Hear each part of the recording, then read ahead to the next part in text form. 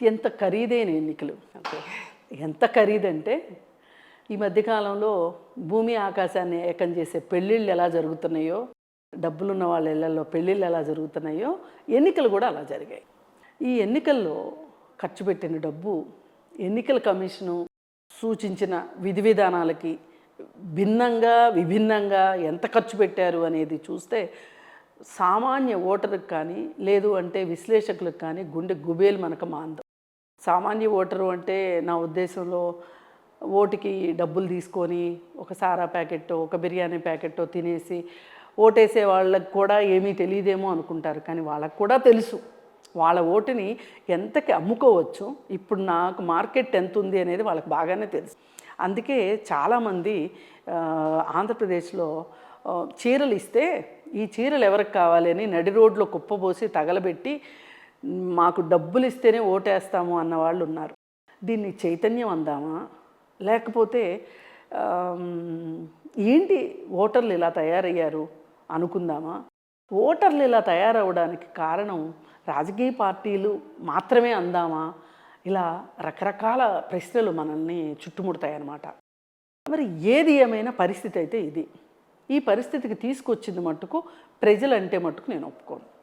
పాలక పార్టీలే, అధికారంలో ఉన్న పార్టీలు కావచ్చు, ప్రతిపక్షంలో ఉన్న పార్టీలు కావచ్చు, రాజకీయ పార్టీలే ఓటర్లని ఈ విధంగా బిచ్చగాళ్ళగా మార్చారు. అందుకే ఒకప్పుడు ఓటు అంటే పవిత్రమైంది అనేవాళ్ళం, కానీ ఇప్పుడు మాత్రం విలువైందిగా మారింది. ఖచ్చితంగా ఆ రోజు విలువైందే, ఆ రోజు పవిత్రమైందే.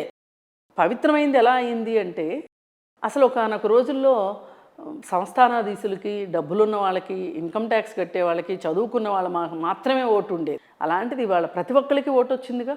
మోడీకి ఓటు ఉంది, చంద్రబాబు నాయుడుకి ఓటు ఉంది, జగన్మోహన్ రెడ్డికి ఓటు ఉంది, నాకుంది, మీకుంది. మనకంటే చదువుకోని వాళ్ళకి ఉంది, మనకంటే డబ్బులు లేని వాళ్ళకి ఉంది, పల్లెటూరులో ఉండే వాళ్ళకి ఉంది, అడవిలో ఉండే వాళ్ళకి కూడా ఓటు ఉంది. మరి అందరు ఇప్పుడు దీన్ని బట్టి ఇది ఓటు విలువైంది, ఈ రకంగా విలువైంది ఓటు. అంతేగాని 5,000 ఇస్తేనే వేస్తాను, 3,000 ఇస్తేనే వేస్తాను, నాకు చీర నచ్చలేదు, చీర బదులు డబ్బులే ఇవ్వాలి అనేంత ధర పలికేది కాదు ఈ ఓటు. ఈ ఓటు ఈరోజు ఆ రోజు ఏ రోజైనా విలువైంది. ఎందుకంటే అది మనకి రాజ్యాంగం ఇచ్చిన హక్కు. ఈ హక్కుని నువ్వు వాడవా, సరైన వాళ్ళకి వేస్తావా, ఎవరికి వేస్తావు అనేది నీకు సంబంధించిన విషయం, నిన్ను ఇన్ఫ్లుయెన్స్ చేసే వాళ్ళకి సంబంధించిన విషయం. కానీ ఓటు మట్టుకు అందరికీ ఉన్నది ఓటు. మరి ఇలా ఎన్నికల్ని ఈ విధంగా మార్చేయడానికి గల కారణాలు ఏంటి అని మనం కనుక చూసుకుంటే ఇది అయితే కరెక్ట్ కాదు. ఇంత ఖరీదైన ఎన్నికలు మట్టుకు వాంఛనీయం కాదు. అసలు రేపొద్దున ఎవరైనా నేను సేవ చేసి ఎలక్షన్స్లో నేను పోటీ చేస్తాను, ప్రజల మన్నన పొందుతాను, ఒక పదవి పొందుతాను అని ఒక సామాన్యుడు అనుకునే పరిస్థితి ఉందా ఇవాళ? ఇది ఎప్పుడో మారింది. కానీ ఇప్పుడు మట్టుకు ఇంకా మరింతగా ఇంకా మీకు నాకు వల్ల కాదు అనిపించేలాగా ఎన్నికలు తయారైనాయి. దీన్ని అయితే మార్చుకోవాల్సిన అవసరం ఉంది. నియంత్రణలు కావాలి. ఈ ఎన్నికల కమిషన్ కూడా ఎవరైతే అధికారంలో ఉంటారో ఆ పార్టీకి కొమ్ము కాసే విధంగా తయారైంది.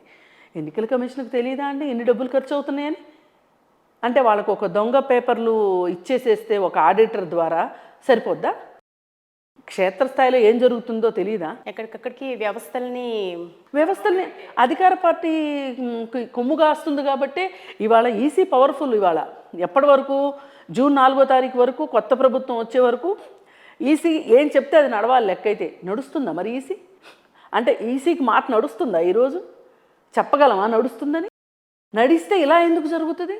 ఇన్ని డబ్బులు ఎలా ఖర్చు పెట్టగలుగుతున్నారు వాళ్ళు? ఇన్ని గొడవలు ఎలా జరుగుతున్నాయి? సో ఇప్పుడు మీరు అంటున్నట్టుగా పోలింగ్ ముగిసిన తర్వాత నుండి జరుగుతున్న హింసాత్మక ఘటనలు మనం చూస్తున్నాం. అటు పల్నాడులో కావచ్చు, తాడిపత్రి, అనేక సమస్యాత్మక ప్రాంతాలు. ఇప్పుడు రీసెంట్గా అయితే చాలా ప్రాంతాల్లోకి పాకింది. ఇంకా ఈ అల్లర్లు ఎలా జరుగుతాయి అనేది అర్థం కాని పరిస్థితిలో ఉంది. ఈ హింసకు సంబంధించి దేనికి సంకేతం అంటారు? ఈ హింస దేనికి సంకేతం అంటే ఈ అధికారం 30 ఏళ్ళు ఉంటుందని వాళ్ళు నమ్మారు. వాళ్ళ అధినాయకుడు వాళ్ళని నమ్మించేసరికి అలా కాదు అనే ఒక సంకేతం వాళ్ళకి ప్రతి ఒక్కరికి అందింది. అందకుండా అయితే లేదు. కానీ వాళ్ళు ఒక డినయల్ స్టేజ్లో ఉన్నారు. దీన్ని ఒప్పుకుంటానికి సిద్ధంగా లేరు వాళ్ళు. ఈ ఒప్పుకుంటానికి సిద్ధంగా లేని పరిస్థితే జగన్మోహన్ రెడ్డి ఫారెన్ టూర్ వెళ్ళినా, ఈ ఎక్కడికి వెళ్ళలేని వాళ్ళు గొడవలు చేసినా ఈ డినయల్ స్టేజే అది. ఈ డినయల్ స్టేజ్లో వాళ్ళు నా ఒప్పుకోవడం ఇష్టం లేక, అలాగే మన ప్రాబల్యం ఎక్కడ తగ్గిపోతుందో అని మధ్య తరహా నాయకులు ఉంటారు కదా, అటు జగన్మోహన్ రెడ్డికి ఇటు కింద కార్యకర్తలకి మధ్యలో ఉండే నాయకులు ఎవరైతే ఉన్నారో వాళ్ళు వాళ్ళ పీఠాలు కదులుతున్నాయని అర్థమయ్యి వాళ్ళు ఈ గొడవలు చేయించడానికి సిద్ధపడ్డారు.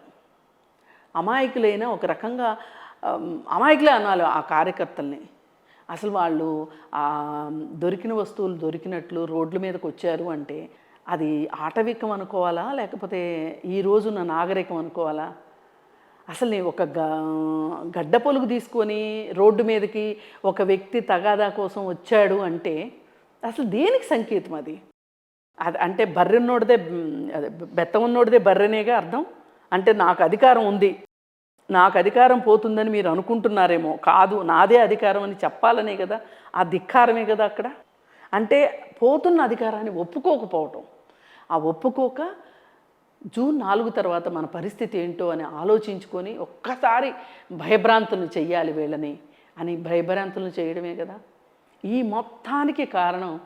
నా దృష్టిలో కేంద్ర ప్రభుత్వము, ఎన్నికల కమిషనే కారణం దీనికి. ఇప్పుడు సిట్ ఏర్పాటు చేశారు, సిట్ దర్యాప్తు కూడా ప్రారంభమైంది. ఇంటెలిజెన్స్ నివేదికలు కూడా చాలా అంటే కొంత ఆందోళన కలిగించే విధంగా ఉన్నాయి. మీరు అన్నట్టుగా ఎలక్షన్స్ తర్వాత అంటే రిజల్ట్ తర్వాత పరిస్థితి ఎలా ఉండబోతుంది అనే భయాందోళనలో కూడా కొంత పరిస్థితి అంటే వాళ్ళు ఈ పాటికి వాళ్ళకి తెలియదు అనుకుంటున్నారా?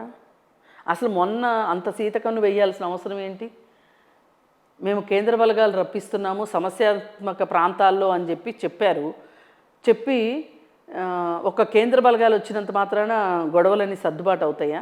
అంటే గొడవ చేసే ప్రతివాడికి ఒక పోలీసుని ఇస్తారా మీరు? కాదు కదా. దీనికి తీసుకోవాల్సిన చర్యలు ఏంటి, పటిష్టమైన చర్యలు ఏంటి అనేది మీకు ఒక ఆలోచన ఉండక్కర్లేదా? చంద్రబాబు నాయుడు ఎప్పటి నుంచో చెప్తున్నాడు కదా, ఇది పోలీసు రాజ్యం నడుస్తుంది 5 సంవత్సరాల నుంచి, ఈ పోలీసుల్లాగా లేరు, వీళ్ళు వైసీపీ కార్యకర్తలాగా తయారయ్యారని చంద్రబాబు నాయుడు చెప్తూనే ఉన్నాడు కదా.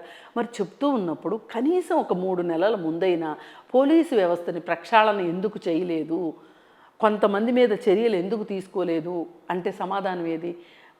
ఏది ఏమైనా మోడీకి కూడా కూటమిలోకి చేరబోయే ముందు వరకు, చేరిన తరువాత కూడా చంద్రబాబు నాయుడికి ఇంత హవా ఉంది అని అతను ఊహించలా. అందుకే ఇంకా జగన్మోహన్ రెడ్డితో తనకు పని ఉంటుంది అనే ఒక నమ్మకంతో కొన్ని జగన్మోహన్ రెడ్డికి రావాలి, కొన్ని చంద్రబాబు నాయుడికి రావాలి, కొన్ని పవన్ కళ్యాణ్కి రావాలి, వీళ్ళందరూ కలిసి నాకు సహాయం చేయాలి, రేపు పొద్దున చేతులు ఎత్తాలి అనే ఒక దృక్పథం తప్పితే వేరే ఏమీ లేదు. ఆ దృక్పథమే మోడీకున్న ఆ దృక్పథమే ఇవాళ ఆంధ్రప్రదేశ్లో గొడవలు జరగడానికి కారణం.